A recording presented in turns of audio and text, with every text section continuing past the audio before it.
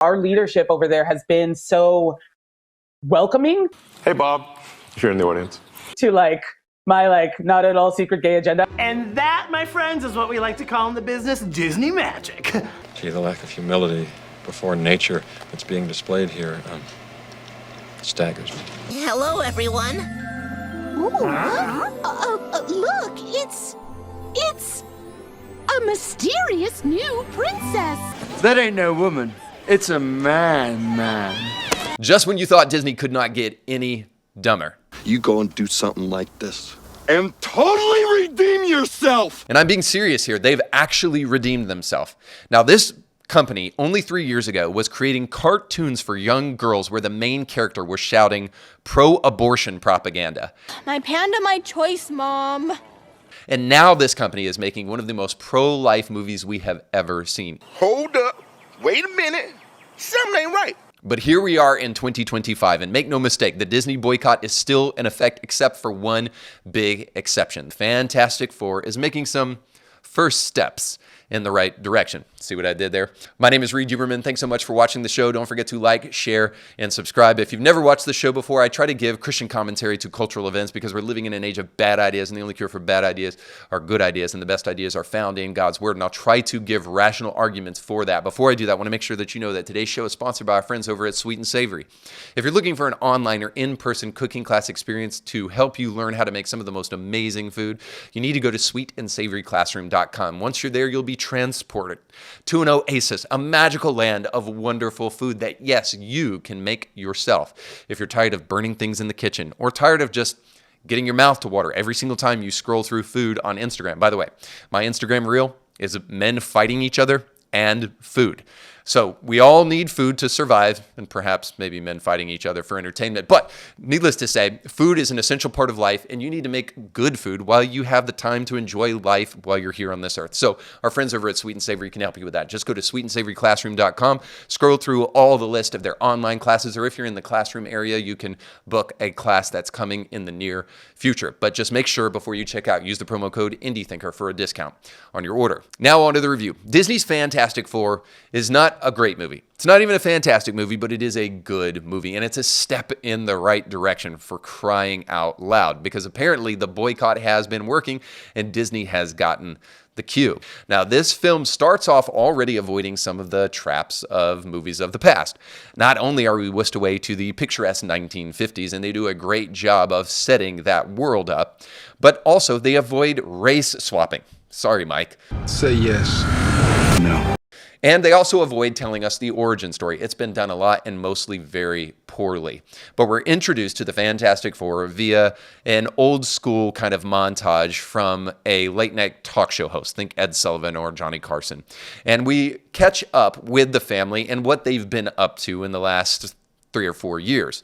And they're living a really quiet and quaint life. That is until the Silver Surferette shows up to gender swap for us and inform us that the world is going to come up for destruction in no time because there's a dude who likes to eat planets and he's coming our way. Well, the team doesn't really want to put up with that, so they travel to go see the man himself, Galactus, the dude who has an appetite for planets, to try to make a deal. And they're able to accomplish that sort of, because Galactus informs them that he'll avoid destroying all of Earth if they give him the firstborn son of Reed and Sue Richards. He kind of looks like a baby. Come here, I'm gonna eat you! Now, Reed and Sue refuse to do this, showing us a welcome change in the narration of Disney. They actually show that individual life is holy and sacred, which we'll get to in just a moment. But since they refuse to give up their firstborn son, a big battle ensues, and of course, the Silver Surferette and Galactus come to Earth. Now, Reed, who is the leader in this film, which is another welcome change, concocts a way to save the planet, and it works with some caveats, no spoilers. Before I go into some of the pros of this movie, I would like to give you some of the cons. So the first one is this, and yes, frankly, it is the gender swapping. So we don't get race swapping in this, but we do get gender swapping. And this is really unfortunate. Now, of course, this is dumb and it's totally overwrought, but I would say that the pros truly outweigh the cons in this movie. The movie is a little bit long, it's a little bit monotonous, but it doesn't make the same mistakes as Superman. It actually has touching moments that aren't ruined by very stupid James Gunn humor. So the movie is allowed to breathe a little bit, and it's allowed to actually showcase a family. So let's get into the pros. So the pros, of course, is this, that we have a movie being made by Disney in 2025, and all the heroes in the film are, I know I shouldn't say it, but I have to tell you, white. Disappointed! Now, I hate to bring up the subject of race because it is a fake distinction that has been created by race hustlers. Shalom. I'd like to apply for a loan.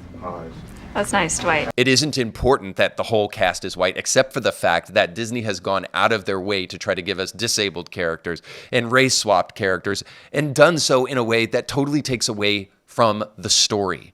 So the propagandistic way that Disney deals with race is absolutely obnoxious. So it's the only reason I bring it up here, because it isn't done at all. They make no apologies for the fact that in the comics, the characters that people have come to know and love were white. And in the movie, the characters that we see are also white.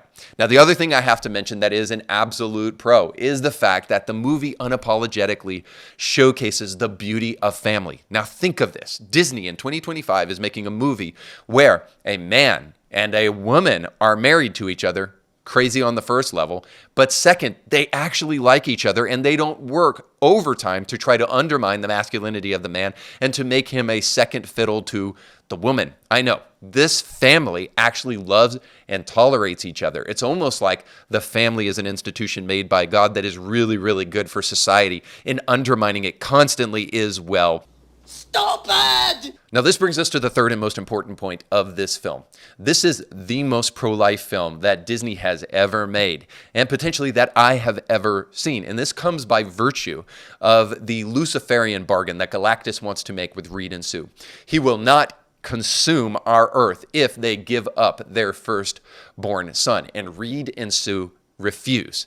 And it's almost as if this one innocent human life is sacred and should not be sacrificed because it has intrinsic value. It's dangerously close to portraying a biblical idea that human beings are made in the imago Dei, and the society that you create predicated upon the sacrifice of innocent human baby lives is not a society worth defending or creating. Therefore, this whole story about Franklin and the sacredness of human life is something that is welcome, and it is nothing like what we hear from the modern day left when we hear that it's your body, your choice. First of all, it's not a choice, it's a baby, and it isn't your body. That's your baby's body in your body. Yep. This is not only welcome, it's actually beautiful, and it is most importantly true. See, I have a suspicion. I don't think people have hero fatigue. I think people will go to hero movies all day long. I think people have Disney fatigue. I think they're sick and tired of Disney using their heroes to beat them over the head with a message that nobody believes. People want movies that illustrate the truth, not people who are using heroes to promote a message that is fake and gay. See, the problem isn't preachy movies. The problem is movies that are preaching a message that is fundamentally false. He's got a point. People don't want to be lied to. They don't want propaganda. They want the truth.